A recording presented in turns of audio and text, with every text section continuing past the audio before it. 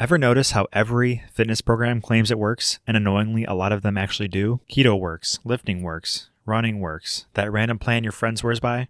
Yeah, that probably worked too. So what's going on here? The real question isn't which program works. It's why almost all of them do, at least for a while.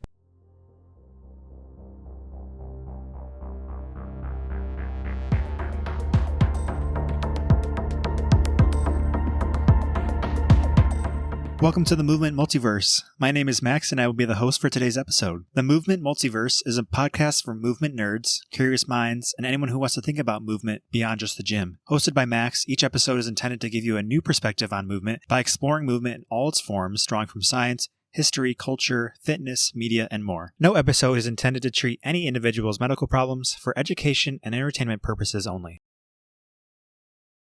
So here's the simple truth up front.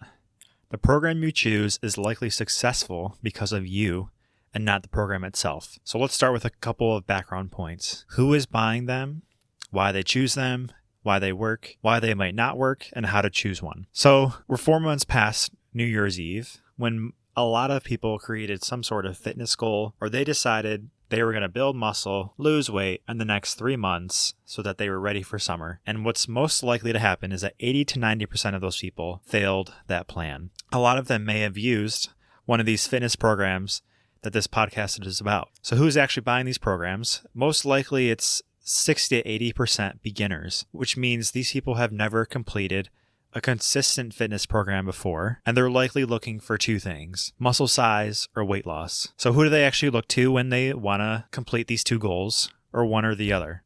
Social media being a growing and ever more popular method of fitness programming, apps, and large companies. So let's start with social media. These are content creator made programs, which is an ever increasing space. This is most likely the cheapest of the three options. However, in general, this probably has the least amount of trust or perceived trust in terms of the quality and content in these fitness programs. However, they do usually have a more close-knit community, making the program seem more likely to be successful. Second, you have the apps. So apps are most likely to have more easier access. They're usually in the middle in terms of trust and quality of their content. They're usually more established than, say, a social media or content creator. And sometimes they can build community, which is similar to social media, and that people have more perceived trust of what could come from that program. And third, you have large companies. These are the most established, most in general would have the highest trust, and these are usually the most expensive. So we're looking at three general types of fitness programs, most likely being bought by the beginner who has never completed a consistent fitness program before. And we're still asking the question, why do all of these fitness programs seem to work when they seem so different? So let's talk about why you would choose them. Some might be based on time. Is it day to day? Is it 30 minutes a day? Is it 30 minutes 3 times a week? Is it 15 minutes 5 times a week? Is it 1 hour twice a week? So the time constraint is one of the differences. Maybe it's the actual setup time. Is this going to be able to be done at home in your living room? Can this be done with a couple pieces of equipment in your garage? Or does this require some sort of gym setup where lots of equipment is required? So time being the first way a fitness program might differ. You also have certain level of exercises. Is the fitness program actually based for beginners? So could this person be confident in what they're performing in the program for the first time? Do the exercises, are they easily followed? Can they be done easily by someone who hasn't moved well before? And does it actually take multiple repetitions to master before these movements become a lot easier and the program is actually accessible? And then can you keep up with the instructor if it's more video-based? So far we've talked about time as a difference between specific fitness programs and the level of which actually they present these movements. Next would be accountability. What sort of systems do you have, or does the program have, to make the program more accountable? So for example, if you have a social media content creator or an app, is it sending you reminders? Are they reaching out to you to complete the weekly program? Are they making sure you did your exercises yesterday?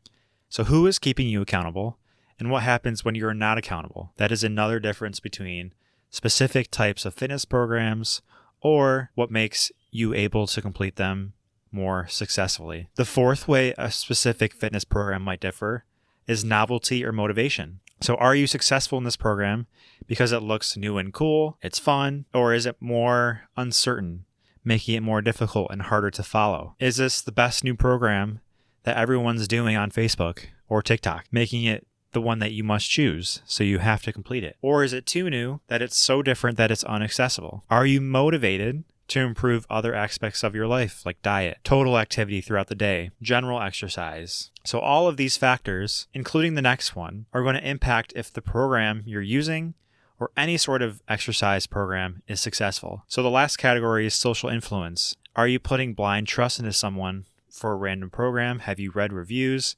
Have you researched this program? Do you know anything about it other than there's 5-star reviews on their Instagram page for this one program that costs $100 total? What are the other reasons for doing a fitness program? Others say you should try it. Maybe you influenced by social media. Maybe there's some sort of deal that you could buy this package because someone said it was great. So these 5 factors, time, certainty level of the exercises, accountability, novelty and motivation, and social influence, can all make a fitness program either successful or unsuccessful, whether that has to do with the program itself or just you in general. So let's get down to the nitty-gritty, why every fitness program works initially. So if we consider all the factors from above, the time, the certainty level, accountability, the novelty of the exercises, and social influence, let's consider these facts and say that any program that increases physical activity is probably going to work for either muscle size or weight loss. So let's think about how they're structured. Gains in muscle size and strength usually show in the first 6 to 8 weeks. So a lot of these programs you'll see are programmed for 6 to 8, sometimes 12 weeks, really taking advantage of what we call newbie gains. So someone who is a beginner making early gains in either muscle size or weight loss just by increasing physical activity alone. Not that the program was specifically tailored for either of those two things. So beginners with little fitness and exercise backgrounds are most adaptive to this new stimulus of physical activity or exercise, especially when it's consistent over that first 6 to 12 weeks. So in general, any program that promotes consistent movement that is somewhat hard will likely result in some success. But we know that consistency will win in any program early on, and later on, progressions and consistency matter more than the program itself. So let's talk about why a fitness program might not work. Did we make the other changes in our lifestyle? Did our diet change? Are we eating more whole foods? Are we still continuing to eat junk food? Were you already active and this was not a progression? So sometimes intermediate or sometimes more advanced fitness people will use this program or a program, and the actual exercises are a downgrade or a regression. They're not hard enough as you were training before, and hence you lose the gains that you had made. Were you actually consistent for the full 6 to 8 weeks? Were you doing it 3 times a week? Were you doing it for the hour each time? So being consistent will matter much more than the actual exercise you do. Were you on your butt the remainder of the time between the workouts? Just because you did the 1-hour workout 3 times a week, that percentage of the amount of time and the rest of the week is so small. So to make it more successful, we need to increase overall physical activity. That means walking, taking the dog for a walk, getting up and down during commercial breaks, whatever it might be. Getting up onto your feet more often will increase success of any fitness program. So let's say you've decided a fitness program is what I want to do. Here is how you should find the best one for you. Consider your free options first. That might be things like YouTube workouts. That might be things like the DVD you've had sitting in your cabinet for 10 years for Beachbody.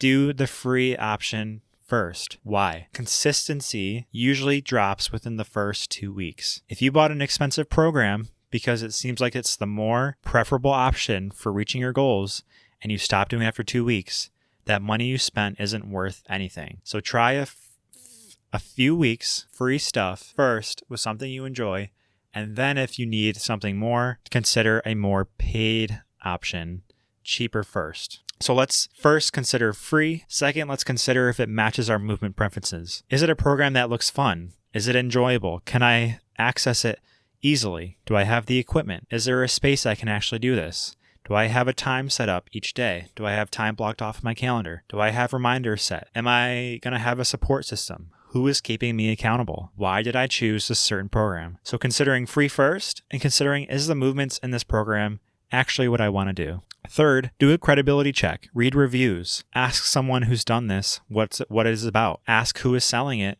what is included. Would this be a good fit for me?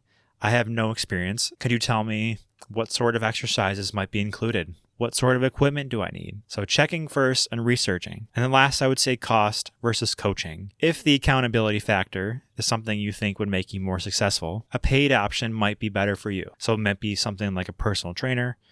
It might be something like app reminders. It might be a video instructor program. So considering, do I need more accountability, or could I do this more on my own after I've tried the free options and I think I could be consistent? So 4 really good checklist items you could look through before you buy any sort of fitness program. So in conclusion, your favorite influencer selling that $100 fitness program was probably correct when they stated 95% of their clients achieve their goals. But ask those questions. Was the number who actually completed the entire program? Who had other coaching? Who had some background in fitness already?